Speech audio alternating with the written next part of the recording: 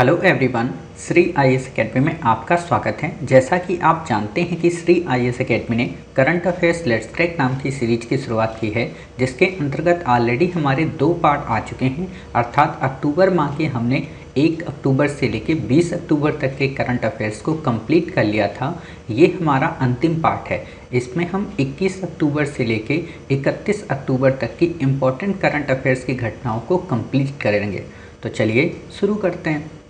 जैसा कि आप देख रहे हैं, ये हमारा current affairs let's crack series का डे 6 है। इसमें आज हम अक्टूबर 21 से लेकर 31 अक्टूबर तक के करंट अफेयर्स को कंप्लीट करेंगे। जैसा कि आप जानते हैं कि हम 1 माह के करंट अफेयर्स को अपने 3 पार्ट में कंप्लीट करते हैं, जिसमें हमारे ऑलरेडी 2 पार्ट आ चुके हैं और ये हमारा अंतिम पार्ट है।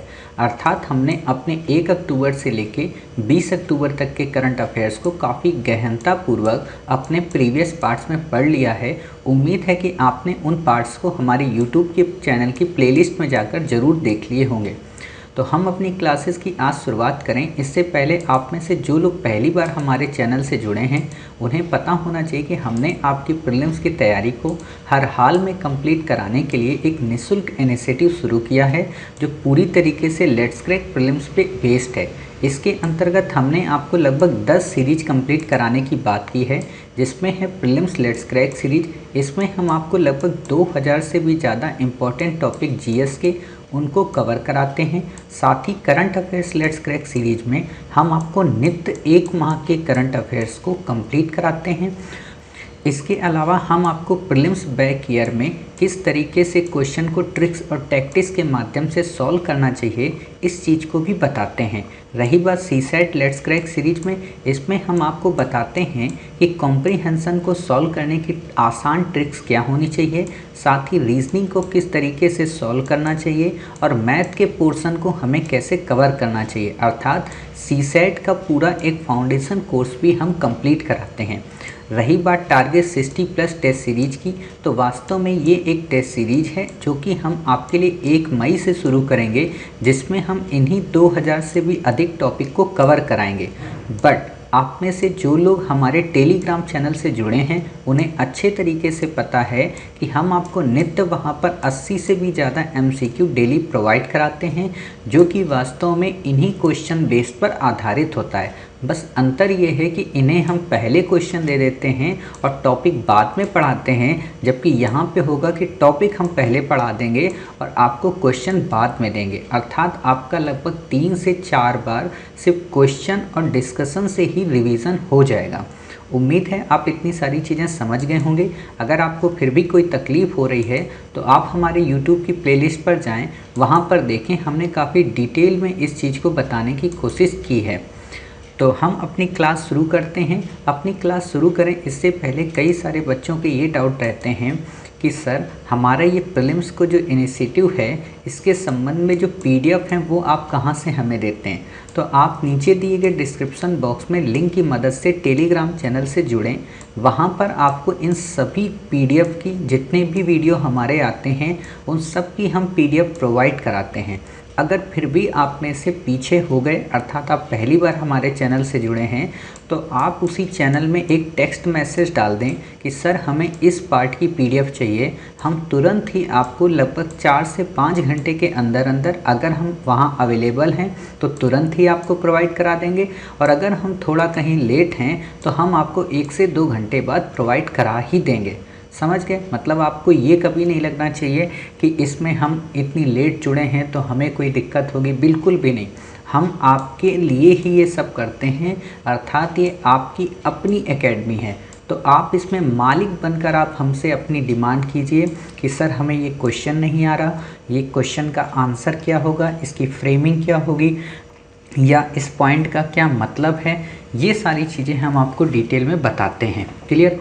तो उम्मीद है आप इतनी सारी चीज़ें समझ गए होंगे। तो आपको बिल्कुल भी चिंता नहीं करनी, बिल्कुल आपको घर जैसा यहाँ पे बिहेव करना है, और वो भी ये सबका सब निःशुल्क है। हमारे यहाँ कोई भी चीज़ आपको, कोई भी किसी भी प्रकार की शुल्क ना तो अभी देनी है और ना इन फ्यूचर में देनी है, क्योंकि ये ऑलरेडी प्रखर प्रज्ञा फाउंडेशन के द्वारा पूरी तरह से वित्त पोषित है और भारत सरकार के कर्मयोगी मिशन से भी प्रेरित है।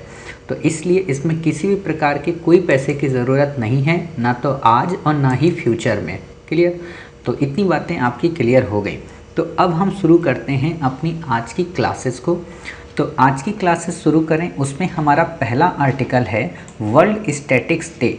देखिए यूपीएससी आपसे कभी ऐसा क्वेश्चन नहीं पूछती है कि आप बताइए वर्ल्ड स्टैटिक्स डे क्या है या वाइल्ड लाइफ डे कब मनाया जाता है। ये यूपीएससी का क्वेश्चन नहीं है, तो आपसे ये क्वेश्चन नहीं पूछेगा, और जब नहीं पूछेगा तो फिर हमें इसे पढ़ने की भी ज़रूरत नहीं है। क्लियर? आप में से अधिकांश बच्चे जानते हैं कि हम आपको वही पढ़ाते हैं जो यूपीएससी पे आएगा, फालतू की चीज़ें पढ़ाने से कोई फ़ायदा नहीं। क्लियर? फिर बात आती है अगला article Kaleshwaram lift irrigation project. वास्तव में कालेश्वरम लिफ्ट इरिगेशन प्रोजेक्ट को ही पट्टी सीमा लिफ्ट इरिगेशन प्रोजेक्ट भी बोलते हैं, और यूपीएससी ने पट्टी सीमा लिफ्ट इरिगेशन प्रोजेक्ट पे क्वेश्चन पूछ लिया है। मतलब क्या है? मतलब ये है कि अब आपसे इस इरिगेशन प्रोजेक्ट पे क्वेश्चन तो नहीं पूछेगा, बट इस इरिगेशन प्रोजेक्ट में पार्टिसिपेट करने वाली उन रिवर्स पे क्वेश्चन ज़रूर पूछेगा।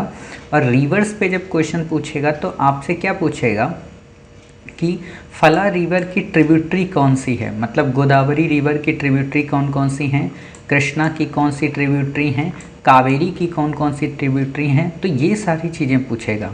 और आप में से अधिकांश लोगों को पता होना चाहिए कि हमने अपनी जो प्रीलिम्स लेट्स क्रैक सीरीज बनाई है उसमें शायद 300 के आसपास समथिंग, या शायद 280 से 300 के बीच के जो आर्टिकल्स हैं उसमें हमने क्या किया है, 260 से 280 के बीच, हाँ करेक्ट हूँ मैं, उसमें हमने आपको ज्योग्राफी में इन सभी रिवर्स को फ्रेम वाइज में, मतलब हमने ये ऐसे करके ड्रा एक किया है और उसमें बता दिया है कि कौन कौन सी रिवर इससे टच हो रही हैं या कौन कौन सी इसकी ट्रिब्यूटरी हैं।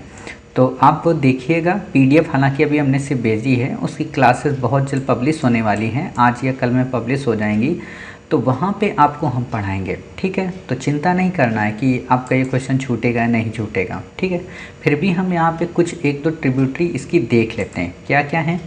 Kaleshwaram lift irrigation project Godavari नदी पे है। अगर क्वेश्चन यूपीएससी को फिर से पूछना हुआ तो सिंपल सा प्रश्न आपसे यही पूछेगा कि जो गोदावरी रिवर है क्या उस पर कालेश्वरम लिफ्ट इरिगेशन प्रोजेक्ट है या कृष्णा रिवर पे है, तो आप बता देंगे कि गोदावरी पे है। दूसरा, मल्टीपर्पज़ इरिगेशन प्रोजेक्ट है, मतलब केवल इसका पर्पज इरिगेशन से संबंधित नहीं है। इरिगेशन का मतलब होता है सिंचाई, केवल इसका संबंध सिंचाई से नहीं है बल्कि अन्य भी कई सारी फील्ड्स में ये वर्क करता है। जैसे ये बिजली उत्पादन को प्रमोट करता है, वहाँ पे मत्स्य पालन को प्रमोट करता है, और भी कई सारी एक्टिविटीज़ में प्रमोट करता है। गोदावरी नदी प्राणहिता नदी गोदावरी की ट्रिब्यूटरी है। गोदावरी नदी भारत की सेकेंड लॉन्गेस्ट नदी है। क्लियर? फर्स्ट कौन सी? गंगा। दूसरा, त्र्यंबकेश्वर महाराष्ट्र से उत्पत्ति होती है, दक्षिण गंगा नाम से इसे जाना जाता है। सिंपल सी बात है, उत्तर में हमारी जो गंगा है वो अलग है, और दक्षिण में ये जो गंगा है इसे क्यों जाना जाता है, क्योंकि ये भी उतनी ही लंबी नदी है। क्लियर? और गोदावरी उतनी ही फेमस है जितनी कि उत्तर भारत में गंगा, इसलिए इसे दक्षिण गंगा के नाम से जाना जाता है। क्लियर? फिर बात आती है महाराष्ट्र, तेलंगाना, आंध्र प्रदेश, छत्तीसगढ़ और उड़ीसा राज्य से इसका प्रवाह होता है। अगर यूपीएससी थोड़ा टफ क्वेश्चन बनाएगी, क्योंकि ऑलरेडी यूपीएससी ने इसकी ट्रिब्यूटरी पे क्वेश्चन पूछ रखा है, तो अगर टफ थोड़ा क्वेश्चन बनाएगी तो क्या बना देगी कि गोदावरी का जो प्रवाह है वो वास्तव में केवल 3 राज्यों से है, महाराष्ट्र से, तेलंगाना से, आंध्र प्रदेश से। तो ऑप्शन गलत हो जाएगा।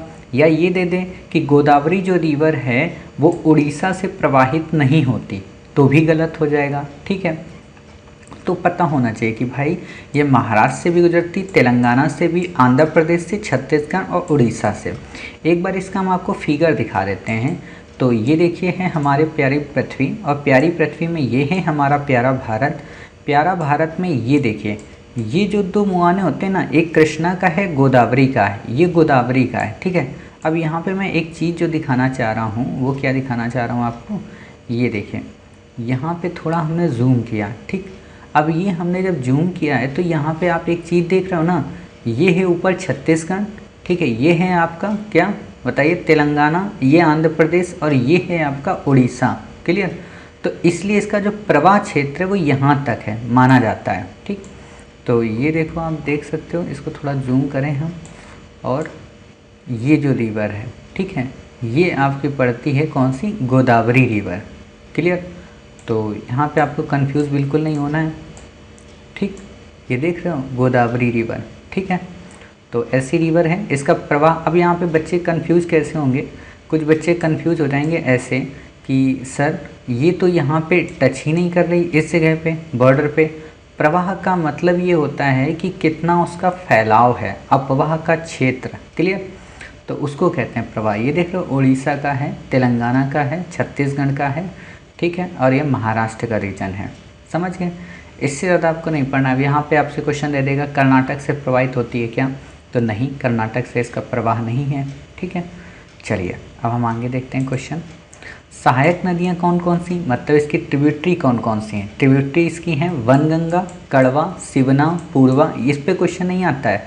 देखो इसमें एक ही इम्पोर्टेंट है, एक वनगंगा, दूसरी प्राणहिता, इंद्रावती, ठीक है, ये इम्पोर्टेंट है, और प्रवरा, मंजरा, बस। इससे ज़्यादा आपको इसमें कोई भी ट्रिब्यूटरी याद रखने की ज़रूरत नहीं है। यूपीएससी अगर क्वेश्चन घुमाएगा ना तो केवल इसी में घुमाता है कि वनगंगा इसकी है कि कृष्णा की है, प्राणहिता कृष्णा की है कि कावेरी की है, इंद्रावती कृष्णा की है कि कावेरी की है, मंजरा गोदावरी की है कि प्रवरा गोदावरी की है। तो आप ऐसे बता सकते हैं। ठीक, बाकी आपको कुछ भी याद रखने की ज़रूरत नहीं है।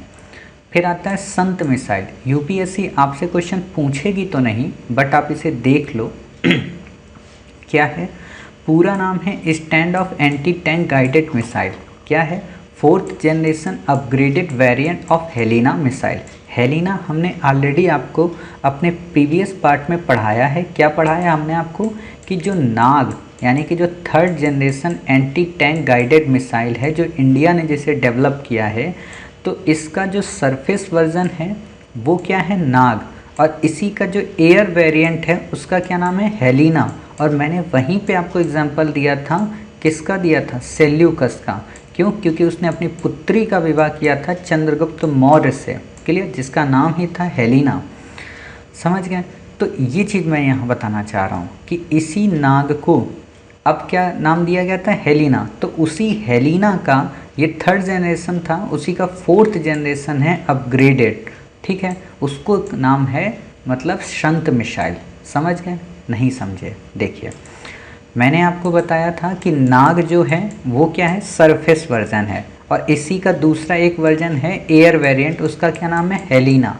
हेलिना थी 3rd जनरेशन। ठीक, अब हेलिना को ही अपग्रेड किया गया है तो उसका नाम रख दिया गया संत। अब समझ गए होगे, चलिए क्लियर। तो चलिए ये इतनी चीज़ें हो गई।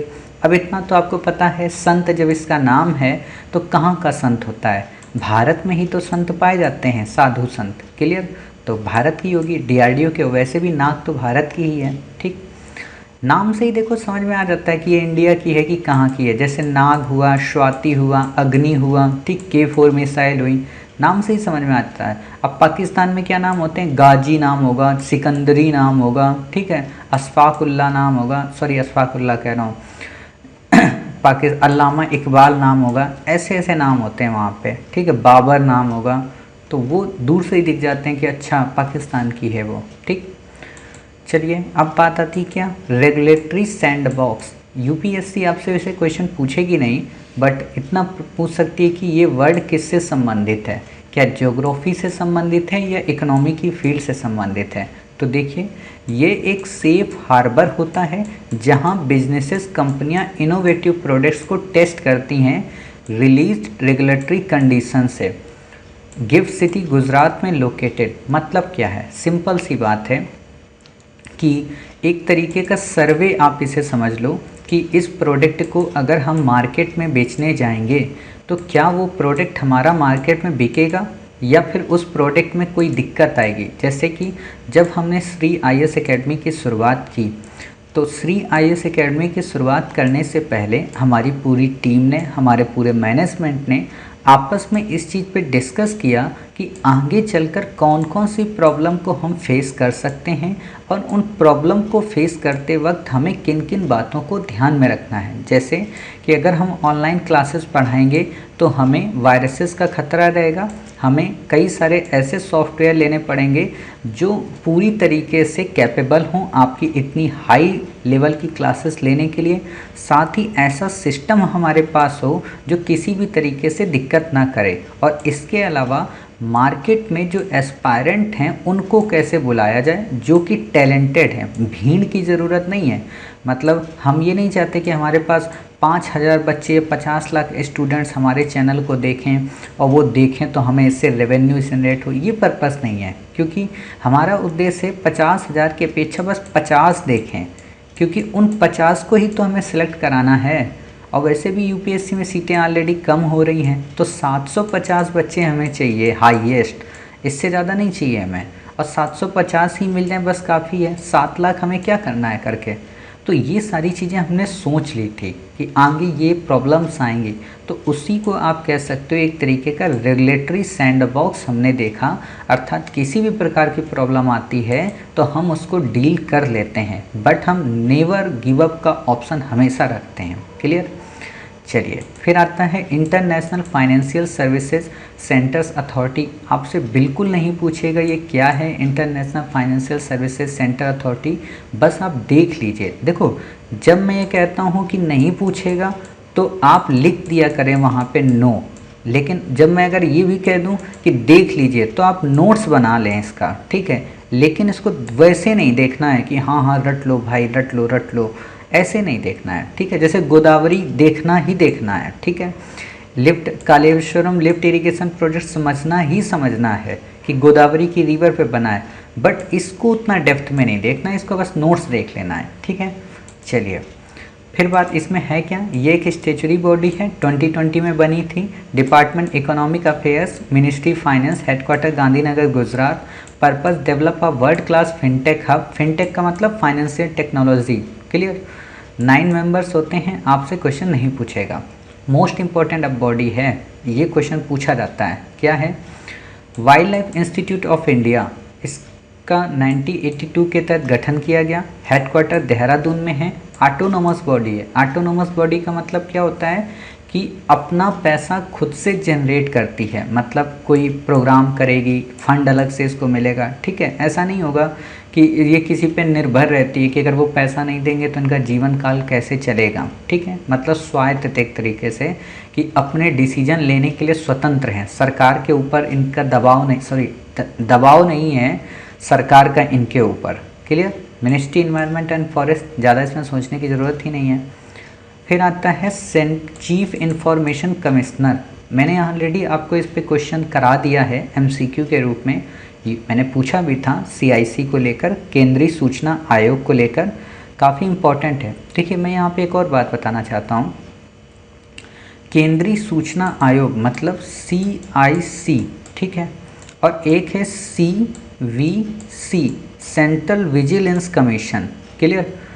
दोनों में अंतर है, तो इस अंतर पे बच्चे क्या होते हैं ना, कंफ्यूज हो जाते हैं दोनों, क्योंकि दोनों सेम टू सेम बॉडी लगती हैं।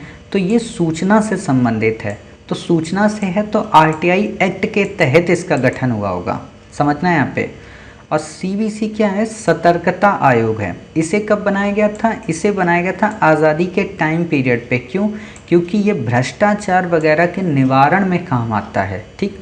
जो जैसे आप में से कई सारे लोग IAS ऑफिसर्स बनेंगे और हो सकता है आप एथिकल तो हों, बट सिचुएशंस ऐसी आ जाएं कि आपको कई सारे लीडर्स फंसा दें कि इस बंदे ने या इस बंदी ने हमसे 200 करोड़ रुपए की रिश्वत मांगी थी, सो हमने नहीं दिया, तो इसीलिए हम इसको सस्पेंड कराना चाहते हैं, ये भ्रष्टाचारी। तो आपके ऊपर लगे उन दावों की जांच कौन करेगा? CVC करेगी। और अगर आपको निर्दोष पाया गया तो आपको बरी कर दिया जाएगा, समझ गए?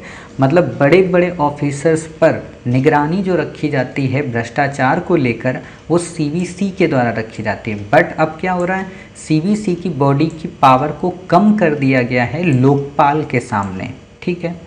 तो लोकपाल को जब हम पढ़ाएंगे तो वहाँ बताएंगे, बट यहाँ आप देख लीजिए काफ़ी इंपॉर्टेंट बॉडी है ये। RTI एक्ट 2005 के तहत इसका गठन हुआ। तो पहला तो क्वेश्चन ये पूछ लेगा कि RTI एक्ट के तहत गठन हुआ था या फिर ये कॉन्स्टिट्यूशनल बॉडी है, तो RTI एक्ट के तहत।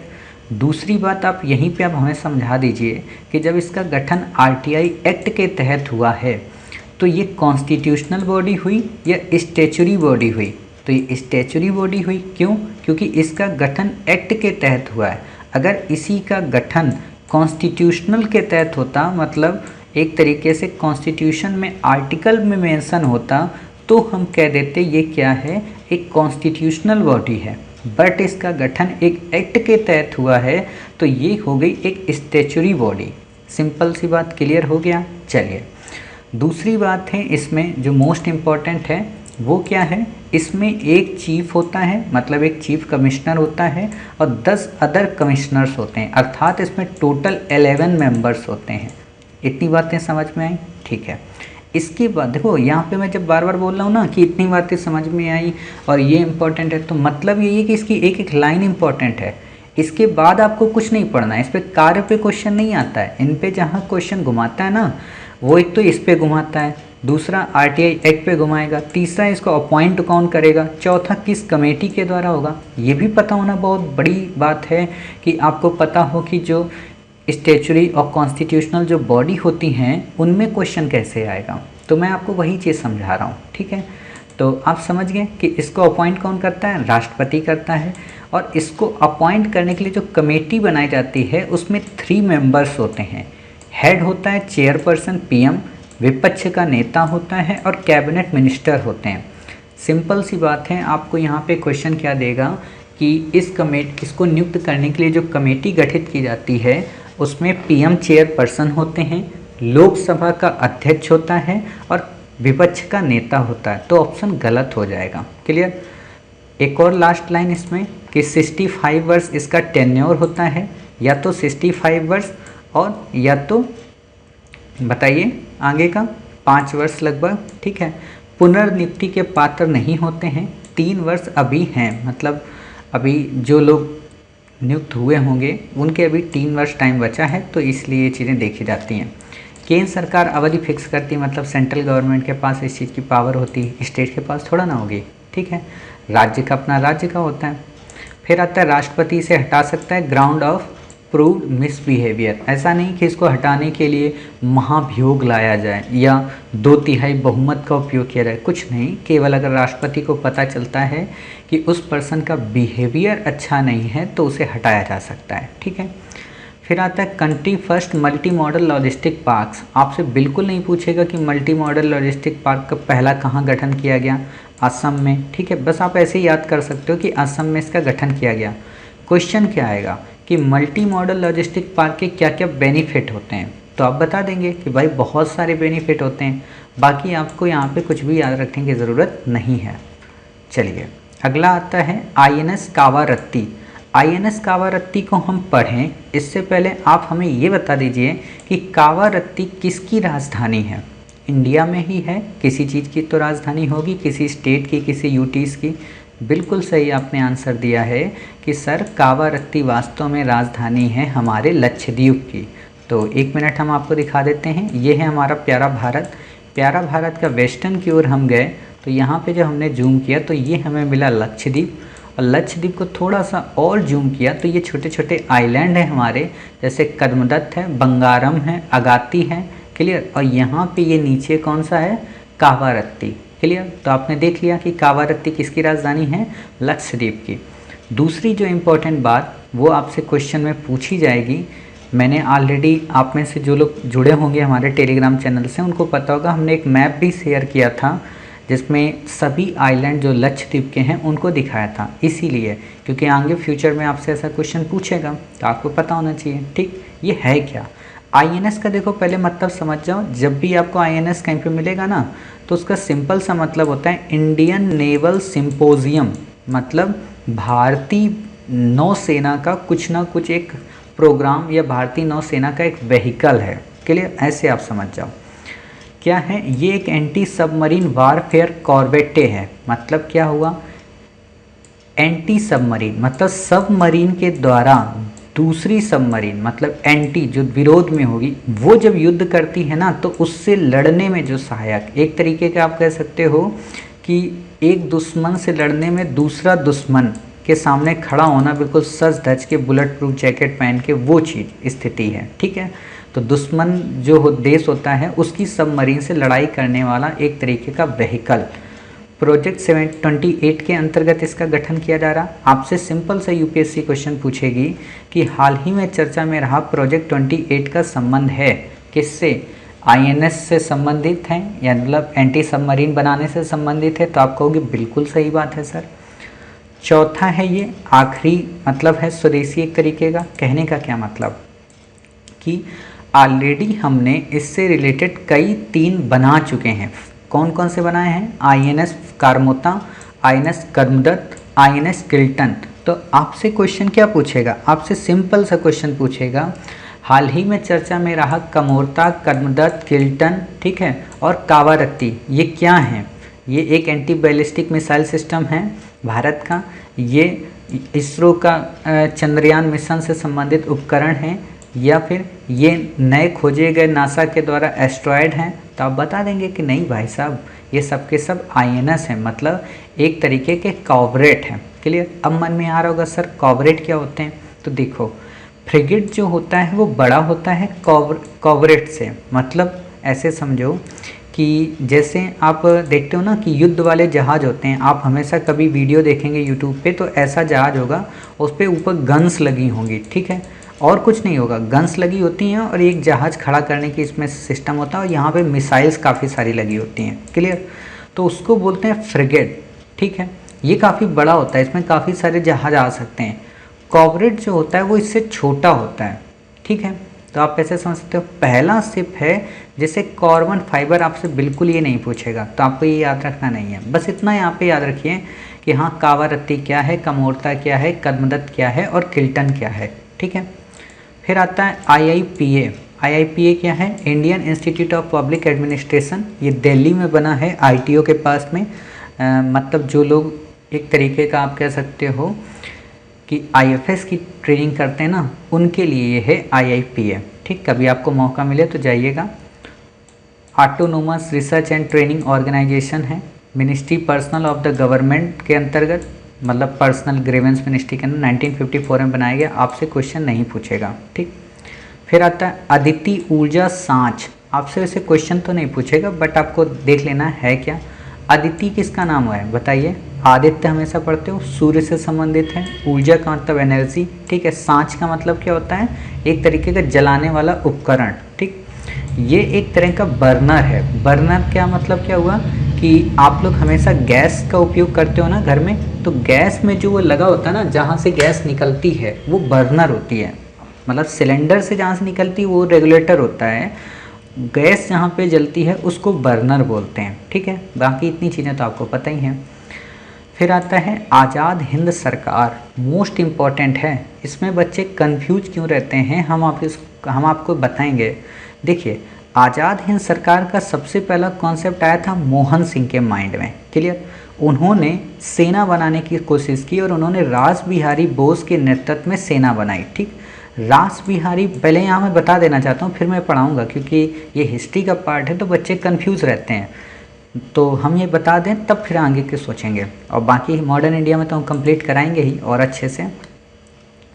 तो मोहन सिंह के मन में विचार आया कि आज़ाद हिंद सरकार बननी चाहिए, लेकिन वो बना नहीं पाए।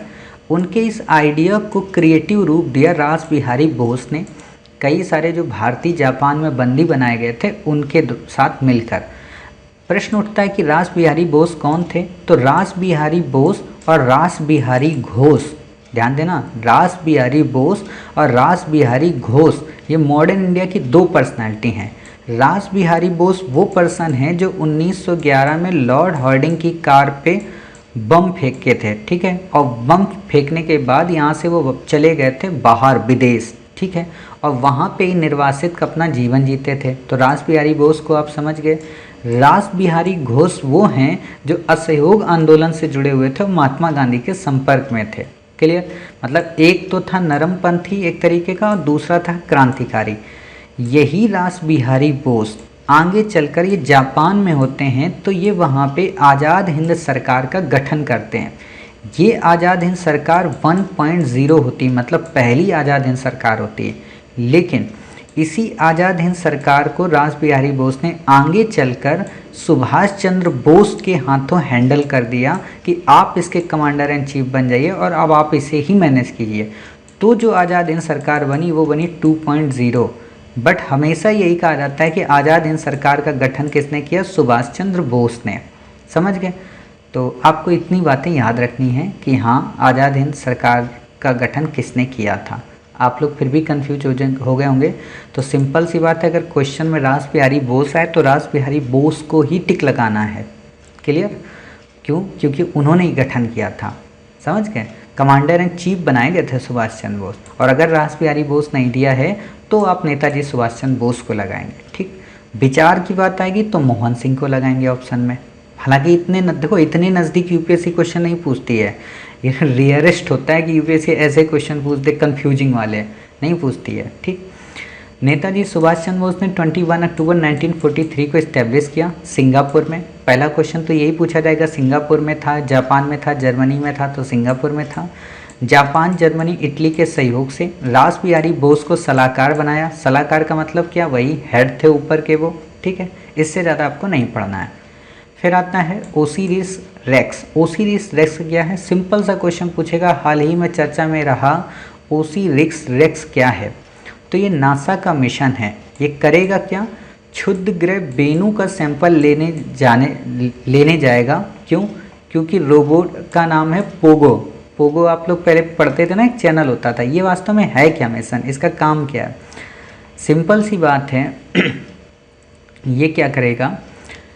ये आप लोग ये समझिए कि एक हमारा क्षुद्र ग्रह है, एस्ट्रॉयड्स है। ठीक है, पहली बात तो एस्ट्रॉयड पाया कहाँ जाता है? जुपिटर और मार्स के मध्य में। ठीक है, एस्ट्रॉयड्स जो है वो टकराने वाला है अर्थ से। ध्यान देना, एस्ट्रॉयड जो है वो टकराने वाला है अर्थ से हमारे। तो उस अर्थ से टकराने के पहले हमें उसको तोड़ना है। तो उसको तोड़ने के पहले हमें ये तो पता होना चाहिए कि वो बना किससे है, तभी हम उसी मेटल की मिसाइल्स का उसमें उपयोग करेंगे। तो उस मेटल को जानने के लिए या उस जो मिनरल्स हैं उसको जानने के लिए ये मिशन भेजा गया है। और इसके साथ जो गया है पर्सन, पोगो गया है, मतलब रोबोट गया है पोगो। क्लियर? तो वो लाएगा यहाँ से वो मिट्टी, और उस मिट्टी का होगा नासा में अध्ययन, और नासा अध्ययन करने के बाद एक मिसाइल बनाएगा ताकि वो बाद में स्पेस में उस मिसाइल को छोड़ सके, और वो मिसाइल इस क्षुद्र ग्रह से टकरा के उसे नेस्ता नाबूद कर दे, मतलब उसे तबाह कर दे। समझ गए? हालांकि इतना डिटेल आपसे नहीं पूछेगा, बट मैं आपको समझाने के लिए यहाँ पे बता रहा हूँ।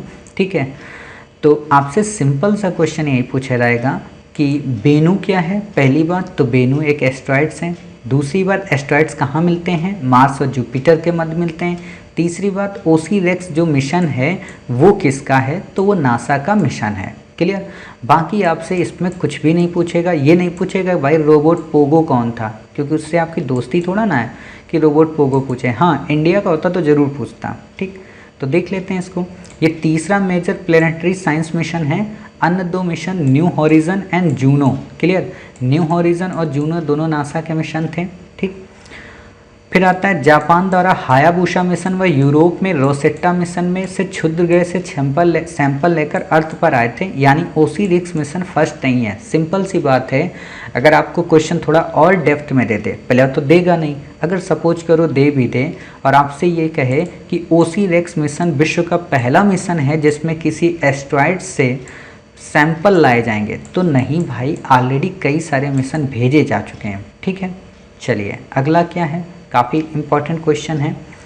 क्या है क्वेश्चन? एनीमिया मुक्त Bharat index ministry health and welfare के द्वारा जारी किया जाता है। ठीक है, प्रश्न उठता है कि आखिरकार एनीमिया होता क्या है। कई बार आप हमेशा सुनते होंगे ना, एनीमिया हो गया, या और ख़ासतौर पर महिलाओं में ज़्यादा होती है ये समस्या एनीमिया की। तो एनीमिया क्या होता है, तो देखते हैं इसको। एनीमिया ऐसी कंडीशन है जिसमें हमारी बॉडी के अंदर के जो भी रेड ब्लड सेल्स होते हैं वो कम होने लगते हैं या फिर डैमेज होने लगते हैं, अर्थात हमारी बॉडी में ब्लड की कमी हो जाती है। इसीलिए आप देखिएगा कि कई युवतियां होती हैं जिनका चेहरा उतना ग्लो नहीं करता, या कुछ युवतियां ऐसी होंगी जिनका चेहरा बिल्कुल वाइट होगा। मतलब वाइट का मतलब उनके अंदर ब्लड नाम की चीज़ ही नहीं होगी।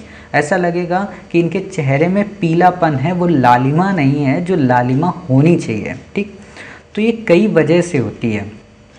कई वजह से, मतलब जैसे एक तो वजह होती है कि महिलाएं जो खाना खाती हैं वो अच्छा खाना नहीं खाती। अच्छा का मतलब ये नहीं है कि वो घास फूस खाती हैं, अच्छा का मतलब ये होता है कि सपोज़ कीजिए किसी भी महिला का विवाह हो गया, ठीक।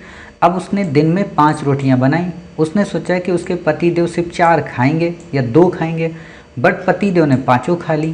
तो अब होता क्या है कि वो पत्नी रोटी फिर नहीं बनाती अपने लिए, ठीक, और ऐसे ही अपना सूखी सब्जी या दाल खा के सो जाएगी। तो क्या हुआ, उसके अंदर बॉडी में खून की कमी होने लगती। जब खाना आप खाएंगे नहीं सही से, विटामिन और न्यूट्रिशंस को आप लेंगे नहीं, तो बॉडी में खून की कमी होगी। दूसरी समस्या क्या होती है कि ऑलरेडी महिलाएं कई बार क्या कहते हैं, उनका जो बच्चे को जब जन्म देती हैं तो भी काफ़ी ज़्यादा ब्लड का स्राव हो जाता है, मतलब काफ़ी ज़्यादा ब्लड निकल जाता है, क्लियर। तो उससे भी एक तो ब्लड में कमी आ जाती है।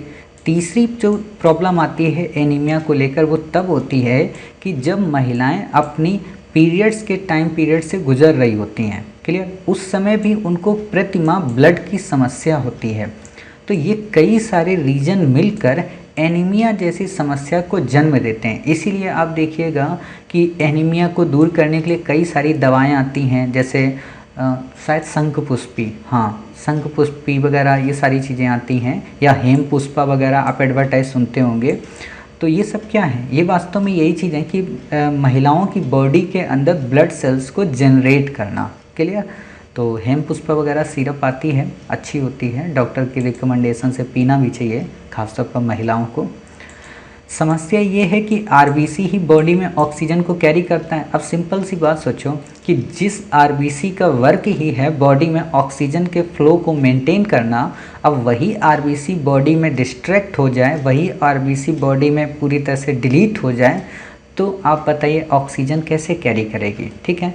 आयरन डेफिशिएंसी के कारण होता है, वही बात है कि महिलाओं में आयरन की कमी हो जाती है, थकान होती है। कई बार आप देखिएगा कि कई सारी महिलाएं या कई सारी युवतियां ज़्यादा देर तक वर्क नहीं कर पाती, वो थोड़ी देर वर्क करेंगी फिर उसके बाद थक जाएंगी। क्यों?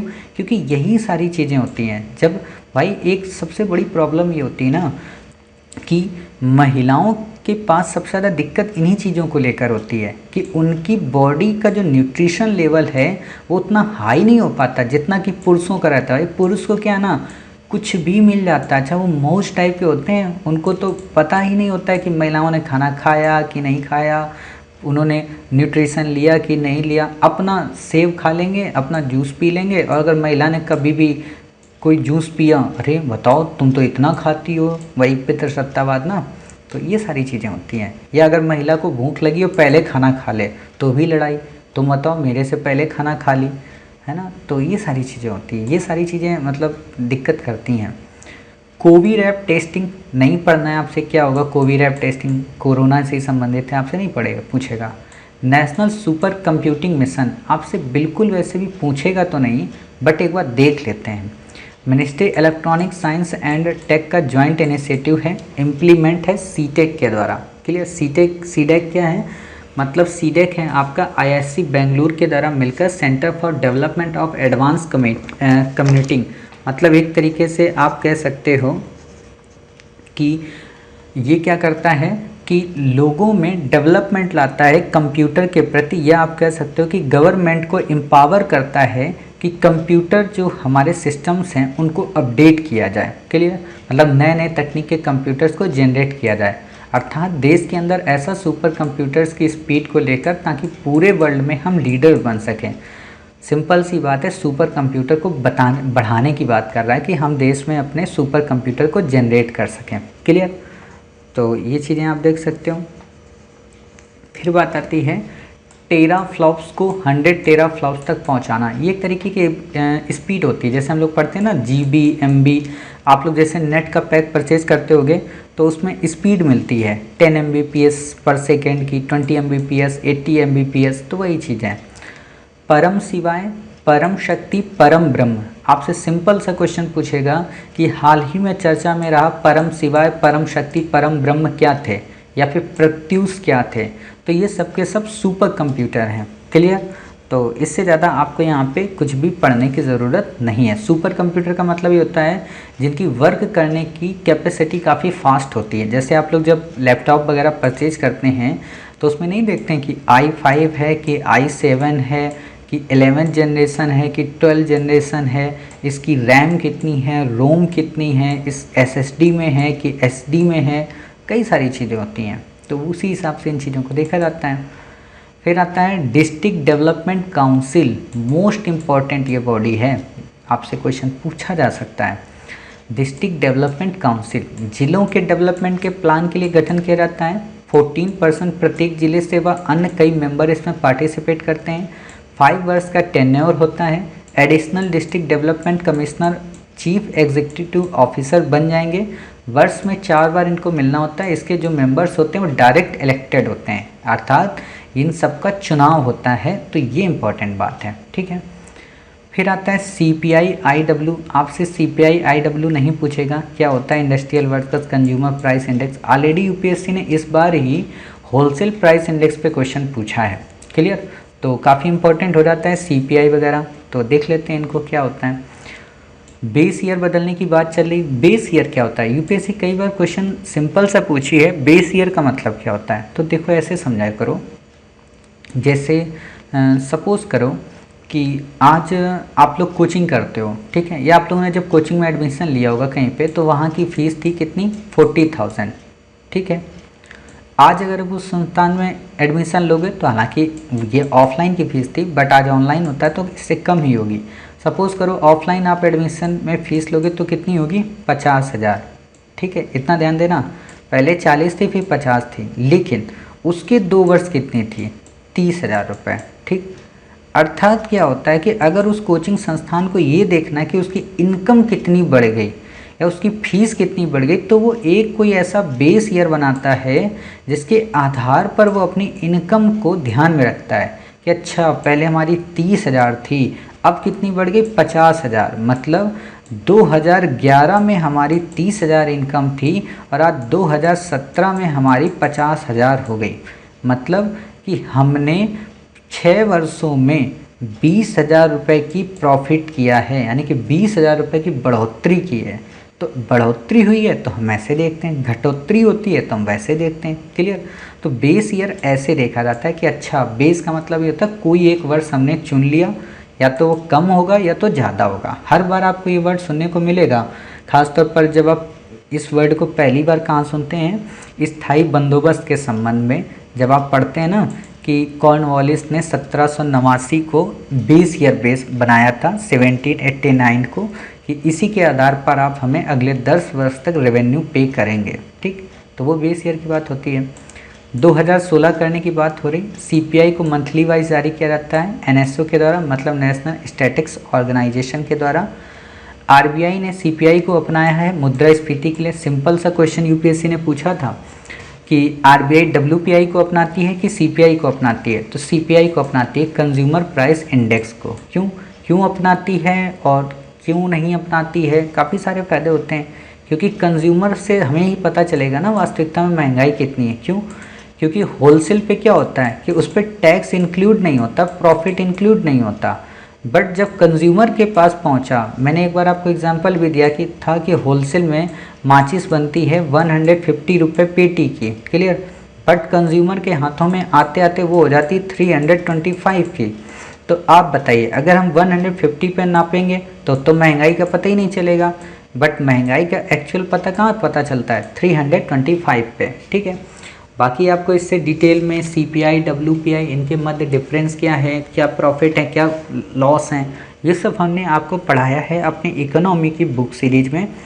तो आप वहाँ जाकर इन सारी चीज़ों को देख सकते हैं, ठीक है। चलिए आगे देखते हैं क्या है।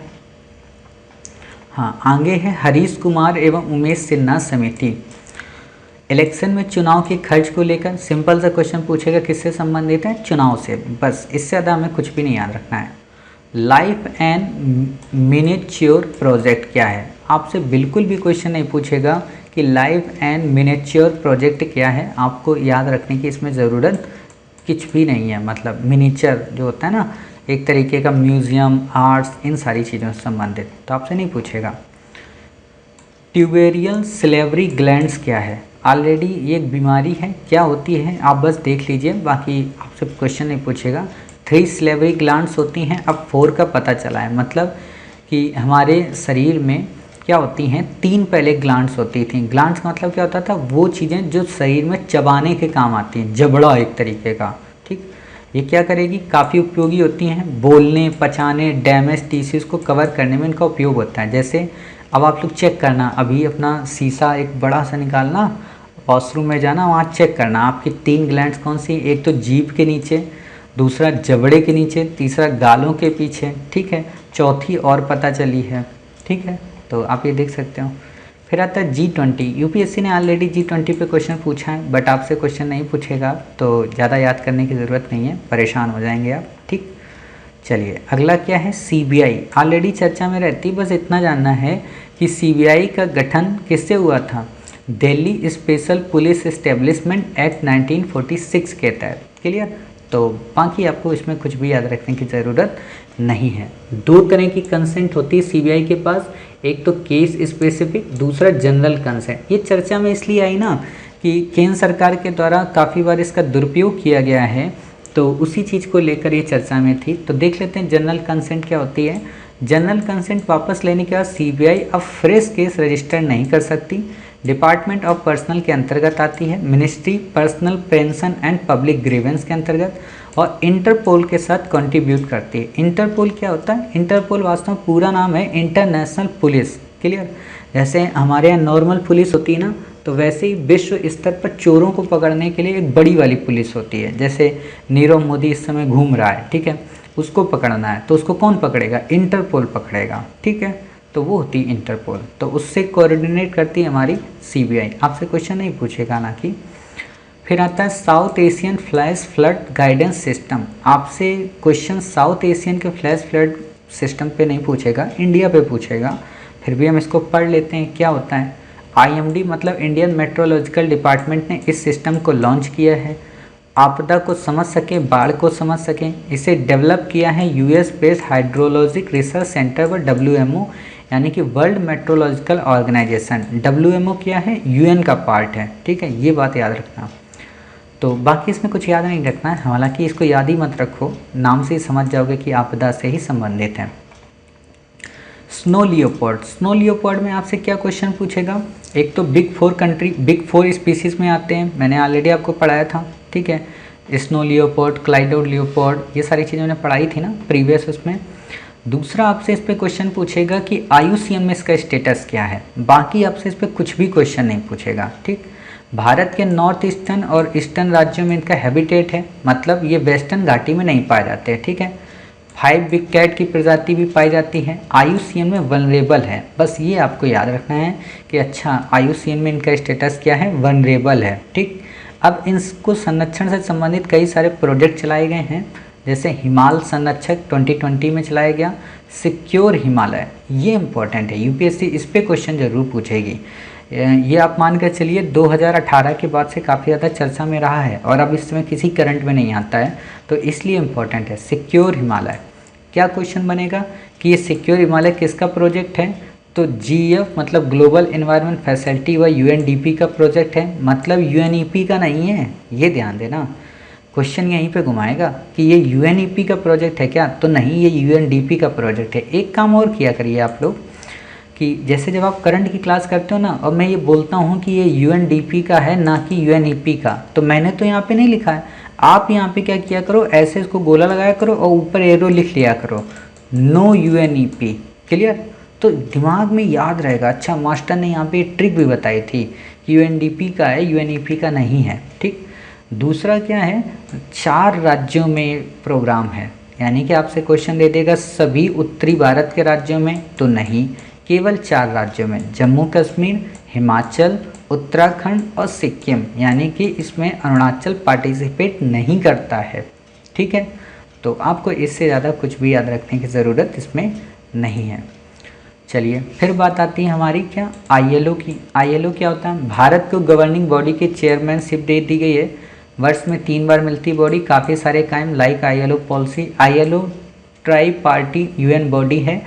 ट्राई पार्टी UN बॉडी का मतलब क्या हुआ कि कि ILO में सरकार भी पार्टिसिपेट करती है, एम्प्लॉयज़ भी पार्टिसिपेट करते हैं और वर्कर्स भी। मतलब ऐसा ये एजेंसी है कि जिसमें टॉप से लेके 0 तक के लोग इसमें पार्टिसिपेट करते हैं। फर्स्ट स्पेशलाइज्ड एजेंसी है UN की, लीग ऑफ नेशंस के अंतर्गत आती है। 1969 में नोबेल पीस प्राइज़ से मिला। इस लाइन पे क्वेश्चन बहुत पूछती UPSC कि इससे नोबेल प्राइज़ से सम्मानित है, तो हाँ भाई बिल्कुल सही है। World employment and social outlook report भी जारी की जाती है। ये रिपोर्ट मोस्ट इंपॉर्टेंट है, आपसे क्वेश्चन पूछा जा सकता है कि world employment and social outlook report किसके द्वारा पब्लिश की जाती है। और आपको पता होना चाहिए कि ऑलरेडी हमने इस रिपोर्ट को अपने टेलीग्राम के चैनल पर MCQ के फॉर्म में पूछ भी लिया है। क्लियर? तो ये आपको याद होना चाहिए। भारत इसका संस्थापक सदस्य है, किसका? ILO का। क्लियर? तो इतनी सारी चीज़ें आपको याद रखनी हैं, बाकी आपको कुछ भी याद रखने की ज़रूरत इसमें नहीं है। क्लियर? चलिए, फिर आता है हमारा सर सैयद अहमद खां, काफ़ी इम्पोर्टेंट है। इन्होंने एक पम्पलेट लिखा था, the causes of the Indian revolt. Clear?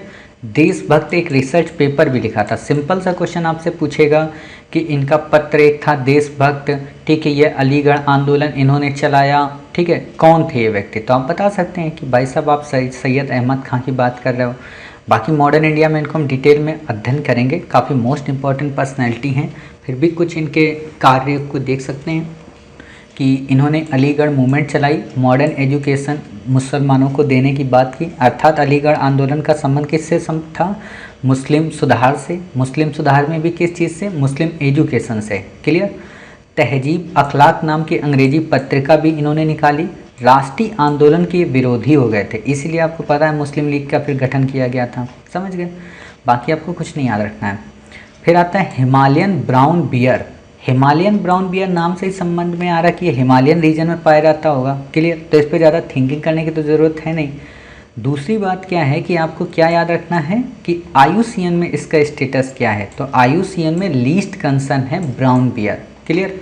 और IUCN में इंडेंजर्ड है हिमालयन ब्राउन बियर। इतना आपको कन्फ्यूजिंग वाला क्वेश्चन नहीं पूछेगा, बस आपको ये पता होना चाहिए कि ब्राउन बियर का स्टेटस क्या है। तो आप बता सकते हैं कि लीस्ट कंसर्न है। ठीक, फिर आता है येलो डस्ट। येलो डस्ट क्या है? या आसियान डस्ट, चाइना व मंगोलिया से कोरिया की ओर जा रही, मतलब एक तरीके की पीली धूल है जो चाइना और मंगोलिया से कोरिया के रीजन की ओर ट्रांसफॉर्म हो रही है। जैसे सपोज करो आंधी जब चलती है ना, तो राजस्थान की हवाएं से बहती हुई हरियाणा और दिल्ली के रीजन तक पहुंची, धुंध छा जाती है। ठीक है, जैसे इस समय सीजन ही आंधियों तूफान का है, तो ऐसे आप समझ सकते हो।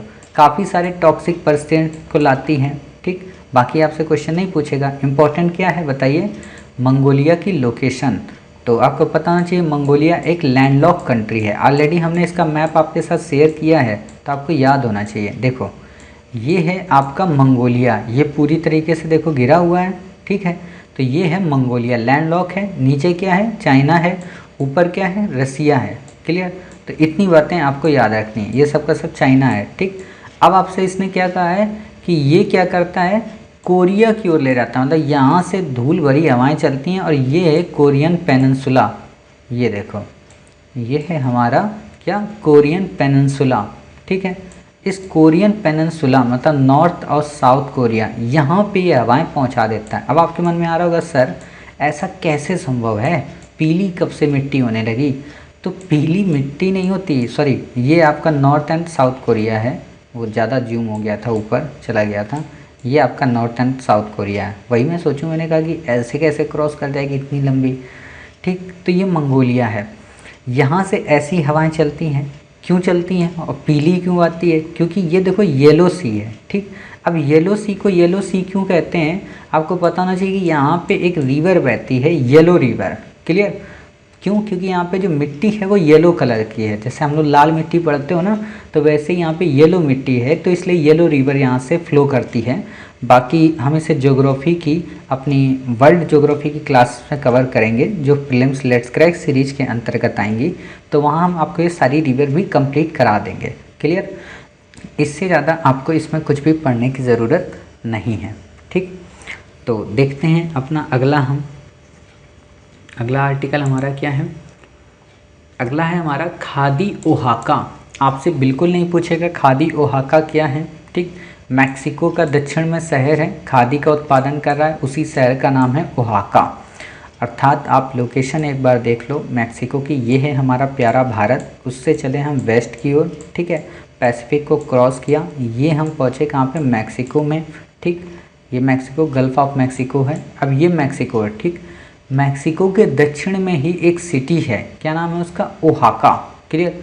और उसी ओहाका को लेके ये क्वेश्चन आपसे पूछा है, तो एक बार हम ओहाका सिटी को देख ही लेते हैं भाई। ओहाका, क्लियर, ओहाका सिटी भाई, आ जाओ। हाँ ये देखो ओहाना है ये, तो ओहाका सिटी, अरे भाई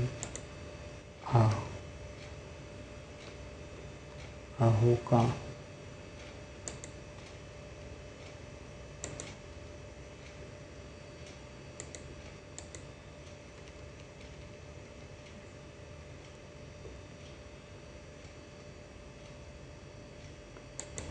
ये देखो स्पेलिंग ही इसकी एक्स साइलेंट किए हुए है, ठीक है। ये है ओहाका सिटी, ठीक। तो आपने देख लिया ये ओहाका सिटी है। चलिए अब हम देखते हैं आगे अपनी क्लासेस को। आगे क्या है, किसान सूर्योदय योजना, किसानों को दिन में बिजली प्रोवाइड कराना। आपसे नहीं पूछेगा क्वेश्चन, तो आपको ये याद रखने की ज़रूरत है नहीं।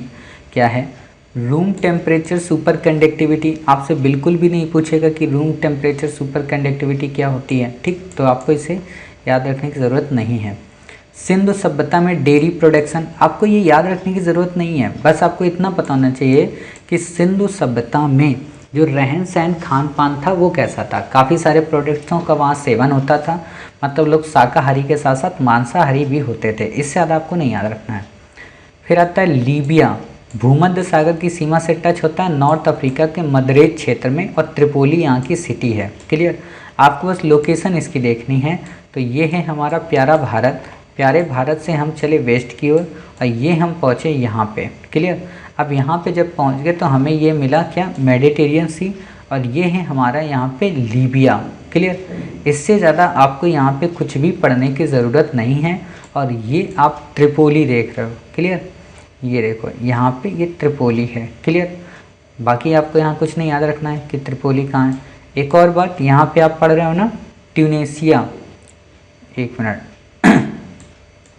ये आप पढ़ते हो ना ट्यूनेशिया, ठीक है। ट्यूनेशिया क्यों फेमस है आपको पता है, ट्यूनेशिया में एक क्रांति हुई थी, ठीक है, जो कि डेमोक्रेसी से रिलेटेड क्रांति थी। तो यूपीएससी उस पर आपसे डायरेक्ट तो क्वेश्चन नहीं पूछेगी, बट आपको पता होना चाहिए कि ट्यूनेशिया फेमस है क्रांति को लेकर। हालांकि यूपीएससी ने उस समय क्वेश्चन पूछा था, ठीक।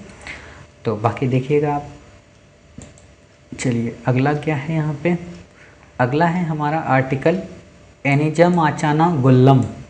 आपसे नहीं पूछेगा क्या होती है, ठीक। 2 न्यू रामसर साइट्स इंपॉर्टेंट है। देखो रामसर साइट्स इसलिए इम्पोर्टेंट है ना कि अभी हाल ही में लगभग 11 साइट्स को रामसर के अंतर्गत लाया गया, तो 39 के आसपास पहुंच गई हैं।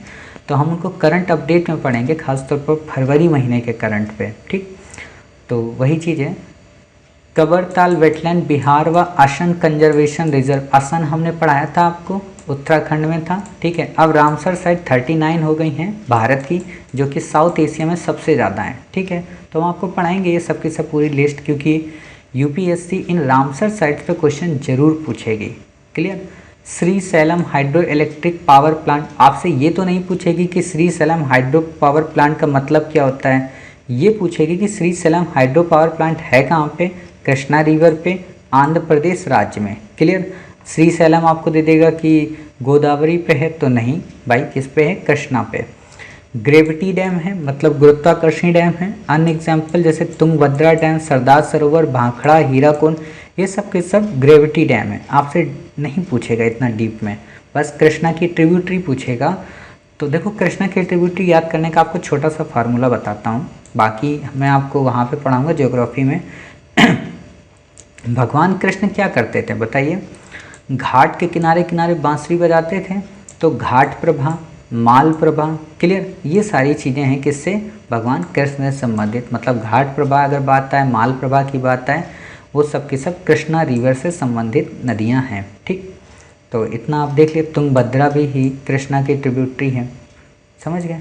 चलिए फिर बात आती है यहाँ पे क्या, IS क्या, इंडिया ऑस्ट्रेलिया आपसे बिल्कुल नहीं पूछेगा ये क्या है, तो आपको इसको याद रख। देखो यही चीज़ें जब हम फालतू वाली याद कर लेते हैं ना, तो फिर लगता है कि करंट बहुत ह्यूज है, तो वो याद ही नहीं करना है। चाइल्ड केयर लीव आपसे नहीं पूछेगा। पोलियो डे, आपसे पोलियो डे पे तो क्वेश्चन नहीं पूछेगा, बट पोलियो पे ज़रूर पूछेगा। पोलियो क्या है, इंडिया पोलियो मुक्त कंट्री है, ये पता होना चाहिए। ठीक है। हाईली इन्फेक्शन वायरल डिजीज है, मतलब पोलियो किससे होता है, वायरस से होता है। मोस्ट इम्पॉर्टेंट ये बात है कि पोलियो किससे होता है, वायरस से। क्लियर, तो ये चीज़ें आपको याद रखनी। दूसरा, पर्सन टू पर्सन ट्रांसमिट है, मतलब मानव से मानव में संक्रमण होता है। काफ़ी सारे मीडियम से हो सकता है, जानलेवा हो सकता है, पैरालिसिस भी हो सकता है। 2 तरह की वैक्सीन दी जाती हैं। क्लियर, तो आप समझ सकते हैं 2 तरह की वैक्सीन कैसी होती होंगी। वही बात है कि इसमें क्या होता है ना कि पोलियो में क्या करते हैं कि जिससे पोलियो होता है, मतलब बड़ी मज़ेदार चीज़ है। मैंने जब फर्स्ट टाइम आर्टिकल को पढ़ा था तो बड़ा हंसा था। पोलियो की दवा जानते हो कैसे बनती है, कि जो वायरस होते हैं, 3 टाइप के इसके वायरस होते हैं। ठीक, पोलियो के 3 स्ट्रेन होते हैं। इन तीनों वायरस को एक साथ मिला दिया जाता है, जिंदा। ठीक, अब ये जिंदा वायरस बन जाते हैं, तो ये आपस में मिल जाएंगे तो जिंदा ही रहेंगे, समझना। तीनों आपस में मिल गए और ये तीनों आपस में लड़ लड़ के मर जाते हैं, एक दूसरे को मार देते हैं, इसलिए पोलियो ख़त्म हो जाता है। और आपको पता होना चाहिए, जो आपको 2 बूंद ज़िंदगी के पिलाए जाते थे ना, उसमें ये वास्तव में तीनों जिंदा ही पोलियो के स्ट्रेन होते थे, और ये आपकी बॉडी में जाके आपस में लड़ लड़ के मर जाते थे। क्लियर। दूसरा क्या होता तरीका, कि इन जिंदा वायरस को पहले से ही मार दिया जाता है। ठीक, और फिर इनको एक सिरप में भर दिया जाता है, शीशी में, और उसको इंजेक्शन के माध्यम से पर्सन में इंजेक्ट किया जाता है। बट हमारे यहाँ क्यों 2 बूंद चला, क्योंकि हमारे यहाँ हेल्थ वर्कर इतने ज़्यादा नहीं थे। अब जैसे सपोज करो ना, कोरोना की अगर वैक्सीन ऐसी होती 2 बूंद वाली, तो ज़्यादा हम लोग पिला सकते थे, 2 क्या 4 भी पिला देती आशा वर्कर जो हैं। लेकिन हम कोरोना में क्यों पीछे हो रहे हैं, क्योंकि हमारे पास हेल्थ वर्कर उतने स्ट्रॉन्ग नहीं हैं जो इंजेक्शन इंजेक्ट कर सकें पर्सन में। क्लियर, तो ये चीज़ें होती हैं, थोड़ी दिक्कत करती हैं। जैसे आपसे कुछ, फिर भी आपको पता होना चाहिए कि इंडिया वर्ल्ड का फर्स्ट कंट्री बन गया है जिसने मात्र 85 डेज़ में 100 मिलियन पीपल्स को वैक्सीनाइजेशन किया है। क्लियर, एक गर्व की बात है, और ये तभी संभव है जब आप जैसे IAS ऑफिसर अपनी ड्यूटी की रिस्पॉन्सिबिलिटी को निभाते हैं। ठीक, फिर बात आती बूंदी आर्ट, ऑलरेडी मैंने आपको पढ़ाया था ना, तो इससे ज़्यादा आपसे पूछेगा नहीं। साउथ ईस्टर्न राजस्थान में राजपूतों की राजधानी, आपसे कुछ नहीं पूछेगा। सिटी ऑफ स्टेप वेल्स, मतलब कुओं का शहर, एंड ब्लू सिटी के नाम से जाना जाता है। छोटी काशी नाम है। सुख महल, जैत सागर, आपसे कुछ नहीं पूछेगा। रानी की बावड़ी इंपॉर्टेंट है। ठीक है, तो इसे हम आपको पढ़ाएंगे, बाकी कुछ नहीं पढ़ना है। फिर आता है सोफिया। सोफिया देखिए 2 चीज़ें हैं, एक तो सोफिया नासा की ऑब्जर्वेटरी है। क्लियर, दूसरा सोफिया एक रोबोट है मानव का, मतलब एक महिला है सोफिया, आप देखते होंगे बड़ी सजी धजी वो घूमती हैं, तो वो सोफिया एक रोबोट भी है। ठीक, तो कंफ्यूज नहीं होना है। सोफिया ये नासा व जर्मन का एरो स्पेस द्वारा मिलकर एयरबॉर्न ऑब्जर्वेटरी बनाएगी। आप इसकी कभी पिक्चर्स देखेंगे यूट्यूब पे जाके, बड़ी अच्छी है। ये एक तरीके का विमान होता है, ऐसे ही 749 या शायद 749 या 757 बोइंग विमान होता है। क्लियर, इसमें क्या होता है कि ये जो पीछे का कॉकपिट होता है वो खुलता है, वहाँ से एक ऑब्जर्वेटरी ऊपर को निकलती है, मतलब टेलीस्कोप निकलता है, और वो पूरे के पूरे स्पेस को ऑब्जर्व करता है, स्पेस में, हवा में ही। क्लियर, और यहाँ पे सबके सब क्रू मेंबर्स होते हैं, तो वो उस चीज़ का अध्ययन करते हैं। ठीक, तो वो है ऑब्जर्वेटरी। बाकी आपको कुछ भी याद रखने की ज़रूरत नहीं है। सिंपल सा क्वेश्चन आपसे पूछेगा कि सोफिया क्या है, क्या एंटी बैलिस्टिक मिसाइल है, रसिया का एडवांस व्हीकल सिस्टम है, तो नहीं, एक तरीके की क्या है बताइए, ऑब्जर्वेटरी है। ठीक, काम है क्या है इसका, इंफ्रारेड यूनिवर्स से जो आती हैं उनकी मदद से डिटेक्ट करना। मतलब इंफ्रारेड ऐसी एनर्जी होती है जिसको आप देख तो नहीं सकते, बट आप हीट के रूप में फील कर सकते हैं। क्लियर, नासा का आर्टेमिस मिशन में एक पहली वुमेन को चंद्रमा पर भेजा जाएगा। मतलब दूसरा क्वेश्चन आपसे ये पूछा जा सकता है कि आर्टेमिस मिशन क्या है, किसका है, कहाँ जाएगा, तो नासा का है। मंगल ग्रह पे ना जाके चंद्रमा पे जाएगा और पहली बार किसी वुमेन को लेकर जाएगा। ठीक है, आजकल नासा को आप देखिएगा महिलाओं के संदर्भ में ना काफ़ी प्रगति कर रहा है। बात आती है बेका।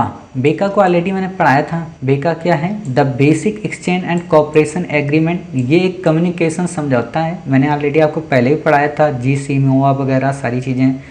जो स्पेशली कोऑपरेशन है इंडिया व USA के मध्य। ये 4 फाउंडेशनल मिलिट्री कम्युनिकेशन समझौते के अंतर्गत आता है, जैसे GSMIA, लिमोवा, कॉमकासा। ठीक है, सिंपल सा क्वेश्चन आपसे पूछेगा, लिमोवा, GSMIA, कॉमकासा ये सब क्या है? इंडिया ने इन सबको ऑलरेडी साइन कर रखा है। ठीक है, तो बाकी आपको पढ़ने की ज़रूरत नहीं है। फिर बात आती है agreement for electronic exchange of custom data. आपसे नहीं पूछेगा, आपको इसे याद रखने की ज़रूरत नहीं है। भारत 2+2 डायलॉग ऑस्ट्रेलिया, जापान व USA के साथ रखता है। क्लियर? 2+2 डायलॉग का मतलब क्या होता है? फॉरेन मिनिस्टर और गवर्नमेंट डायरेक्ट इंटरफेयर उसमें करें। ठीक, बाकी आपको यहाँ कुछ भी याद रखने की ज़रूरत नहीं है। वर्ल्ड इकोनॉमिक आउटलुक, UPSC ने ऑलरेडी क्वेश्चन पूछ रखा है कि वर्ल्ड इकोनॉमिक आउटलुक रिपोर्ट कौन जारी करता है? IMF के द्वारा। ठीक, वर्ष में 2 बार पब्लिश होती है। बाकी आपसे क्वेश्चन नहीं आएगा इस पर। कंपाउंड इंटरेस्ट वेवियर स्कीम आपसे बिल्कुल नहीं पूछेगा क्या होती है, आपको नहीं याद रखना है।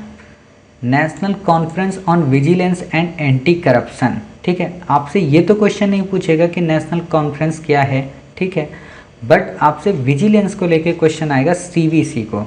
ठीक है, अभी आपने क्या पढ़ा था? CIC। ठीक है, तो कंफ्यूज नहीं होना, CVC हम आपको पढ़ाएंगे। फिर आता है फेनी ब्रिज। फेनी ब्रिज पे आपसे क्वेश्चन नहीं आएगा, बट फेनी रिवर पे आपसे क्वेश्चन आएगा। और आपको पता होना चाहिए कि मैंने MCQ के फॉर्म में फेनी रिवर पे क्वेश्चन पूछ भी लिया है आपसे। ठीक है, त्रिपुरा से ओरिजिनेट होती है रिवर फेनी, बाकी आपसे क्वेश्चन नहीं पूछेगा। फेनी नदी त्रिपुरा जिले से ओरिजिनेट बंगाल की खाड़ी में गिर जाती। क्वेश्चन क्या आपको देगा जानते हैं?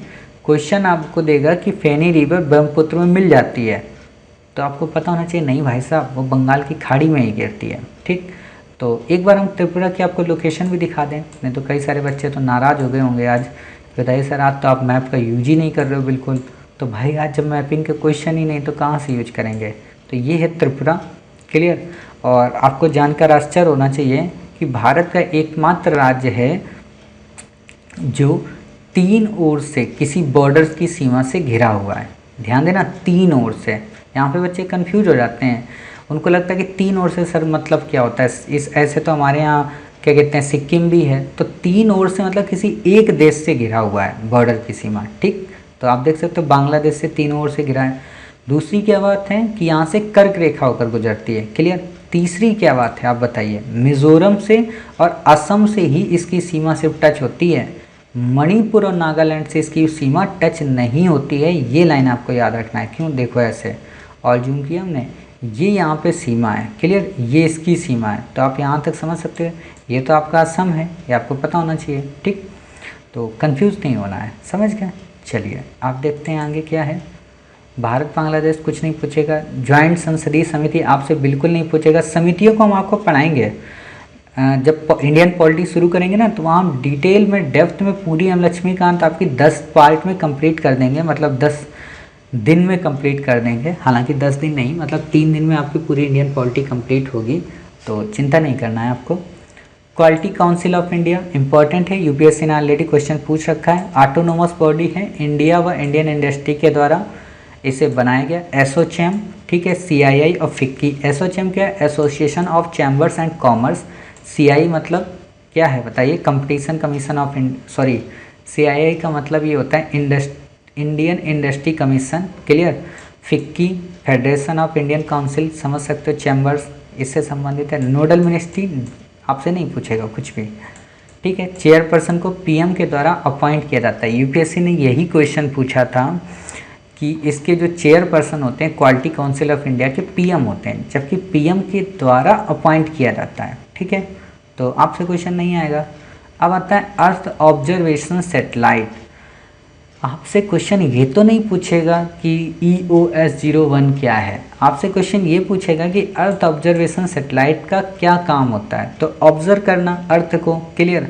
अब आप में से कई सारे बच्चों ने हमारी प्रीलिम्स लेट्स क्रैक सीरीज में ऑब्जर्वेशन, सैटेलाइट, ऑर्बिट, इन सबको बहुत अच्छे से पढ़ा है कि जियो सिंक्रोनस क्या होता है, जियो स्टेशनरी क्या होता है, ठीक है, साथ ही सन सिंक्रोनस क्या होता है, पोलर ऑर्बिट क्या होता है, तो आप वहाँ से पढ़िएगा। बाकी यहाँ पे कुछ भी ऐसा दिया नहीं है कि आपके एक काम का कोई चीज़ हो, ठीक। अर्थ ऑब्जर्वेशन सैटेलाइट सन सिंक्रोनस ऑर्बिट में एम्प्लॉयड किए जाते हैं। अब यहाँ पे मैं कैसे आपको बताऊँ कि ऑर्बिट क्या होता है, मज़ा ही नहीं आएगा। इसलिए मैंने आपको साइंस टेक वहाँ पढ़ा दी थी कि आप इसको वहाँ से रिलेट कर सकते हैं, ठीक है। तो ये हमारे किसी काम का नहीं है, तो हम देख सकते हैं। फिर आता है कुम्हार सशक्तिकरण योजना, नाम से ही संबंधित है कुम्हार, ठीक है। तो इसमें कुछ ज़्यादा पढ़ने की ज़रूरत है नहीं, 2018 में लॉन्च की गई। आपसे देखो इंडिपेंडेंट रूप से क्वेश्चन नहीं पूछेगा कि कुम्हार सशक्तिकरण योजना के बारे में भाई साहब बताइए, ऐसे नहीं पूछता है कभी भी यूपीएससी क्वेश्चन। हाँ, क्वेश्चन ये पूछेगा कि इसे लॉन्च किसने किया, तो खादी एवं विलेज इंडस्ट्री एंड कमीशन के द्वारा। क्लियर। चलिए, खादी एवं ग्रामीण इंडस्ट्री कमीशन क्या होता है, हर बार हम पढ़ते हैं ना KVIC, तो ये एक स्टेचुरी बॉडी है, मतलब इसे एक एक्ट के द्वारा बनाया गया। कौन सा एक्ट है, खादी एवं विलेज इंडस्ट्री कमीशन एक्ट 1956, ठीक है। इससे ज़्यादा आपसे क्वेश्चन नहीं पूछेगा। बाकी मिनिस्ट्री MSME के अंतर्गत आता है, इस पर क्वेश्चन पूछ लेगा कि मिनिस्ट्री इंडस्ट्री के अंतर्गत आता है क्या, या मिनिस्ट्री आप एग्रीकल्चर के अंतर्गत आता है क्या, तो नहीं, MSME के अंतर्गत आता है, ठीक। फिर आता है ITBP। देखिए यूपीएससी आपसे डायरेक्ट क्वेश्चन नहीं पूछेगा ITBP को लेकर। हाँ, इम्पॉर्टेंट ये हो जाता है कि ये कहाँ पे लगती है, तो ITBP को लद्दाख से अरुणाचल प्रदेश तक में तैनात किया जाता है, मतलब इंडिया चाइना के बॉर्डर पे, ठीक। CRPF एक्ट के अंतर्गत काम करती थी, अब इसको काम करना पड़ रहा है, ये आपसे कुछ नहीं पूछेगा। असर रिपोर्ट क्वेश्चन कई बार चर्चा में रहती है, मतलब क्या है, annual state of education report. आप जब मेंस का क्वेश्चन लिखते हैं ना, तो वहाँ पे एजुकेशन पे जब लिखते हैं तो वहाँ पे इस रिपोर्ट को ज़रूर आप मेंशन करें, ठीक है।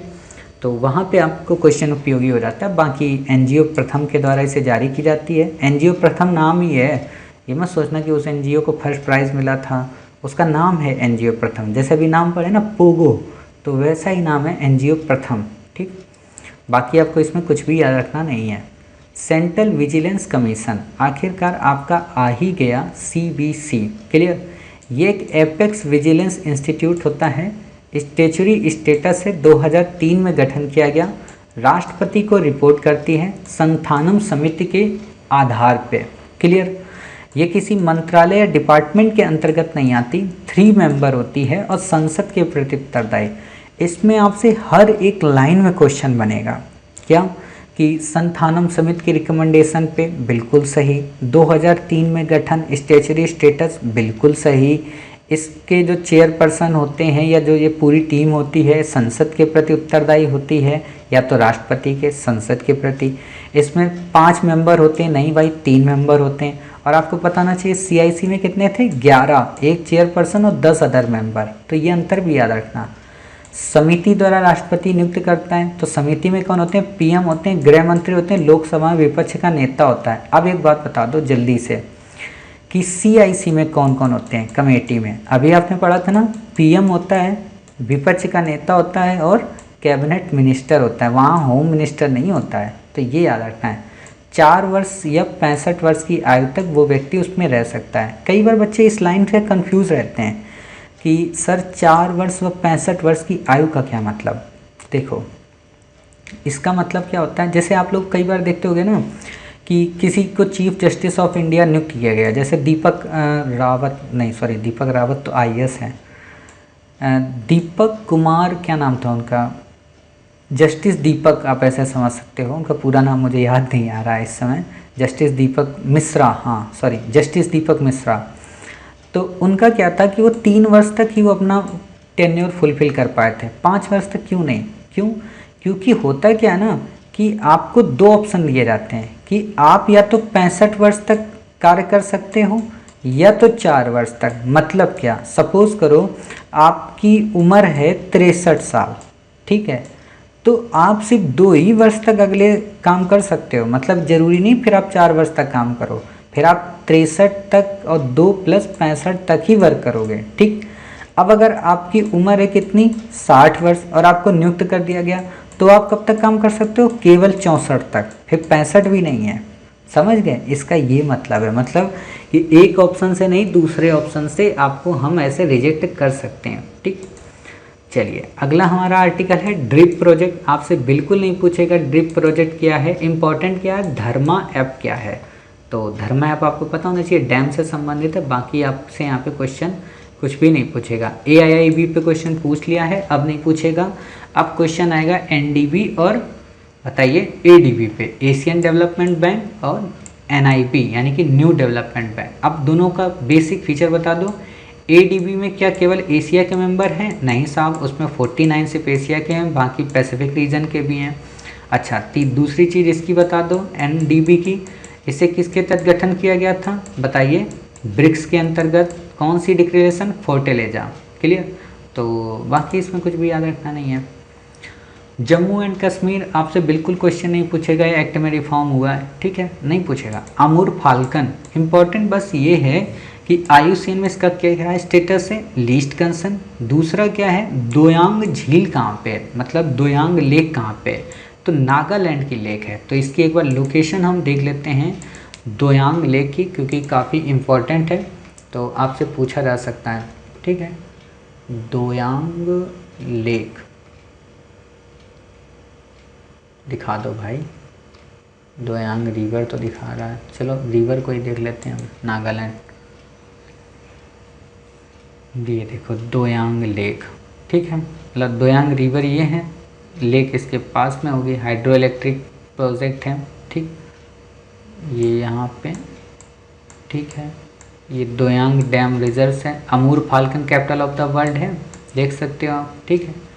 बाकी आपसे यहाँ पे क्वेश्चन नहीं पूछेगा, हो सकता है ये हो आपकी Doyang lake, Doyang dam reservoir, तो यही लेक होगी डैम रिजर्वर जब बनाया गया है, ठीक। तो बाकी आपसे यहाँ पे क्वेश्चन नहीं आएगा, आपको याद रखने की कुछ भी ज़रूरत यहाँ पे नहीं है, ठीक है। चलिए अब ये तो पता चल गया ना दोयांग कहाँ का है। फिर बात आती है क्या, इंडस सिचर जोन लद्दाख रीजन में है। सिचर जोन का मतलब एक तरीके से आप समझो अपसारी और अभिसारी पढ़ते हो ना, वही चीज़ है। बाकी यहाँ पे आपसे पूछेगा नहीं। ऑपरेशन मेरी सहेली, सहेली किसकी होती है? लड़कों की तो सहेली होती नहीं है ना, मतलब होती हैं ऐसा नहीं है, लड़के बनाते हैं ना गर्लफ्रेंड। अब बात यह ना कि गर्लफ्रेंड वर्ड ऐसा हो गया है कि अजीब लगता है सामने वाले को बताने में कि तुम्हारी गर्लफ्रेंड है, मतलब बुरा प्रतीत होता है। लड़कियां अगर बताती हैं उनका बॉयफ्रेंड है तो बुरा प्रतीत होता है, ठीक। वो अगर कहते नहीं मेरी सहेली थी तो बच जाती हैं। लड़का कहते मेरा सहेला था, मतलब देखो कितनी अजीब बात है ना, लड़कियों के लिए सहेली बनाई गई और लड़कों के लिए सहेला नहीं बनाया गया, दोस्त बनाया गया, ठीक। तो ये चीज़ है, मेरी सहेली लड़कियों से ही संबंधित होगा, बाकी आपको इसमें कुछ भी याद रखने की ज़रूरत नहीं है। फिर आता है टाइफून मुलावे, आपसे नहीं पूछेगा, बस साइक्लोन उष्णकटिबंधीय चक्रवात पे क्वेश्चन आएगा और वो हम आपको डिटेल में पढ़ाएंगे। वियतनाम की आप बस लोकेशन एक बार देख लीजिए। तो ये है हमारा प्यारा भारत, ठीक है। प्यारा भारत से हम नीचे गए, नीचे मतलब कहाँ गए, यहाँ पे, एक मिनट रुको इसको सही करते हैं, हाँ ठीक, थोड़ा और जूम किया। ये देखिए ये है हमारा क्या, थाईलैंड है हमारा, यहाँ पे ये है आपका वियतनाम, ठीक। तो वियतनाम की सीमा आप देख लो थाईलैंड से टच नहीं होती है, ठीक है। लाओस एक लैंडलॉक कंट्री है, ये चीज़ें आप देख लिए, बस इससे ज़्यादा आपको कुछ याद नहीं रखना है। और फिर यहाँ पे वियतनाम के पास में पार्सल आइलैंड वगैरह ये सारी चीज़ें हैं जिस पे चाइना अपनी दावेदारी करता है, ठीक है। बाकी कुछ नहीं पूछेगा। और जो उष्णकटिबंधीय चक्रवात है वो 23.5 डिग्री नॉर्थ से 23.5 डिग्री साउथ पे वो करते हैं। यहाँ पे यूपीएससी ने क्वेश्चन पूछा था, क्या पूछा था कि 23.5 डिग्री नॉर्थ से 66.5 डिग्री साउथ के मध्य होते हैं, तो गलत हो जाता है आपका ऑप्शन। फिर आता है रुपए का अवमूल्यन क्या होता है। देखो अवमूल्यन और अतिमूल्यन दोनों में डिफरेंस होता है। अवमूल्यन का मतलब होता है कि अपने रुपए की कीमत को गिरा देना, मतलब कि अगर $1 में पहले 75 रुपये होते थे तो अब $1 में 95 रुपये कर देना, क्लियर। तो ये तरीके की चीज़ हो गई, समझ गए। तो आपको ये याद रखने की ज़रूरत नहीं है। फिर क्या बात आती है, फिर बात आती है यहाँ पे IIP का क्या मतलब, पूरा नाम index of 8 core industry. UPSC ने लगभग इस पर ना 4 बार क्वेश्चन पूछा है 4 तरीके से। कैसे क्वेश्चन पूछता है, सबसे ज़्यादा बार तो यही पूछा है कि जो इसमें 8 कोर इंडस्ट्री है वो कौन कौन सी हैं। फिर पूछा है उसी पे कि इनके वेटेज के क्रम में लगाइए, तो सबसे ज़्यादा रिफाइनरी टॉप पे रहती है, ठीक है। तो बाकी आपको इसमें कुछ भी याद रखने की ज़रूरत है नहीं, बाकी हम आपको डिटेल में पढ़ाएंगे क्योंकि ये अपडेट क्लास की चीज़ होती है कि जब ये डाटा पब्लिश होता है तो उसमें कौन वेटेज में रहा है, ठीक। हालांकि इकोनॉमी में हमने पढ़ा दिया, इकोनॉमी की बुक सीरीज़ में, तो आप वहाँ भी देख सकते हैं। तो इस तरीके से आपने देखा कि हमने काफ़ी सहजतापूर्वक और काफ़ी आसान भाषा के शब्दों में आपको करंट अफेयर्स के अपने तीनों के तीनों पार्ट में अक्टूबर 1 से लेके 10, अक्टूबर 11 से लेके 20, अक्टूबर 21 से लेके 31 तक के 31 तक के करंट अफेयर्स को कंप्लीट करा दिया है। अब आपको कहीं से भी अक्टूबर माह के करंट अफेयर्स को नहीं पढ़ना है, अर्थात ना तो आपको मई को पढ़ना है, ना जून को, ना जुलाई को, ना अगस्त को, ना सितंबर को, ना अक्टूबर को। यानी कि हमने आपको 6 महीने का करंट अफेयर्स करा दिया है, ठीक है। तो अब आपको ये 6 महीने का करंट अफेयर्स नहीं पढ़ना है कहीं से भी। अब आपका क्या होगा कि अगला जो पार्ट आएगा नवंबर का आएगा, फिर उसके बाद दिसंबर आएगा, ठीक। दिसंबर के बाद हम ब्रेक करेंगे करंट अफेयर्स को, और दिसंबर के बाद हम फिर चलेंगे 2019 के मई से। क्यों ऐसा हम कह रहे हैं? क्योंकि जनवरी से लेके और आपका अप्रैल तक का जो करंट अफेयर्स होगा उसे हम डिस्कस कब करेंगे? 1 मई से लेके 4 मई तक में। क्लियर? मतलब 4 दिन में हमारा कंप्लीट हो जाएगा। क्यों? क्योंकि जनवरी से लेके अप्रैल तक में इम्पॉर्टेंट आर्टिकल उतने नहीं हैं, वो सबके सब रिवाइज्ड हैं मई के। क्लियर? तो मई में हमने आपको मई में हमने डिटेल में पढ़ाया है, और अप्रैल में हमने उसे सिनॉप्सिस में लिखा है। तो अगर हम एक बार आपको मई से पढ़ा देंगे, 2019 के मई से लेके आपका 2020 के अप्रैल तक, तो आपको फिर जनवरी से लेके अप्रैल तक पढ़ने में काफ़ी आसानी रहेगी। क्लियर? बाकी मेरी रिस्पॉन्सिबिलिटी है कि आपका एक भी क्वेश्चन करंट का गलत नहीं होना चाहिए। तो उम्मीद है आपको ये सारी क्लासेस समझ में आई होंगी। मिलते हैं अपने नेक्स्ट पार्ट में, अर्थात नवंबर माह के करंट अफेयर्स के साथ 3 पार्ट में आएगा। तब तक अपना ख्याल रखिए और स्वस्थ रहिए।